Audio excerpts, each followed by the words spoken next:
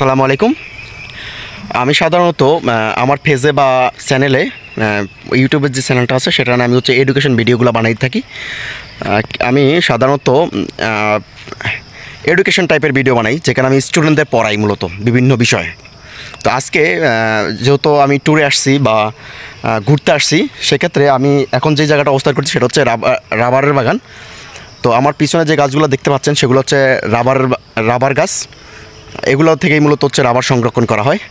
তো আজকের ভিডিওতে হয়তো আমি এটা দেখাতে পারবো না যে কীভাবে রাবারগুলো সংরক্ষণ করা হয়। পরবর্তীতে কোনো যদি ভিডিওতে দেখানো যায় তাহলে অবশ্যই দেখানোর চেষ্টা করব।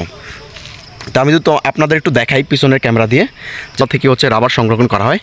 যে এই দাগগুলো দেখছেন, এই দাগগুলোর মাধ্যমে হচ্ছে এখান থেকে কেটে এখানে হচ্ছে চুঙ্গা দিয়ে হচ্ছে রাবার সংরক্ষণ করে থাকে।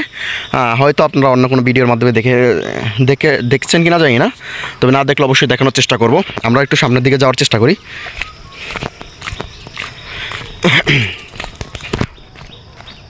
রাবার কীভাবে সংরক্ষণ করা হয় সেটা আমরা একটু পর্যবেক্ষণ করি আজকের ভিডিওতে। আমি আগেই বলেছি যে আমি আসলে এইসব ধরনের ভিডিওগুলো আপলোড করি না। শুধুমাত্র কোনো জায়গায় ট্যুরে বা কোনো স্পেসিফিক ঘটনাগুলো যদি ঘটে তখনই হচ্ছে এরকম বিষয়গুলো আমি আপলোড করি।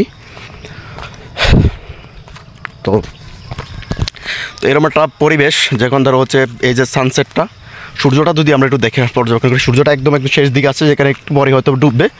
আর এখানে আছে পাহাড়ের খুব উঁচুতে, যেটা অবস্থান হচ্ছে সিলেট মালিনী ছড়া চা বাগান। তার এই পুরো পাশে হচ্ছে এইভাবে। আচ্ছা, আমি একটু দেখানোর চেষ্টা করি যে কীভাবে আসলে রাবারগুলো সংরক্ষণ করা হয়। এই যে এখানে দেখেন, একটু যদি দেখানোর চেষ্টা করি তাহলে দেখেন যে এখান থেকেও যে এই যে এখানে কেটে দিয়েছে, কাটার ফলে এই যে এখানে একটা চুঙ্গার মাধ্যমে হচ্ছে রাবারগুলো সংরক্ষণ করা হয়। হয়তো একটু আগেই লোকটা গাছটা কাটছে, যার জন্য হচ্ছে রসটা পড়তেছে এখন, মানে এই যে কষ্টটা পড়তেছে এইটাই মূলত রাবার। এটা থেকে মূলত রাবার উৎপাদন করা হয়। এখানে শত শত গাছ আছে, সবগুলা থেকে হচ্ছে রাবার উৎপাদন করে থাকেন এখানকার যে কর্মচারীরা আছেন তারা।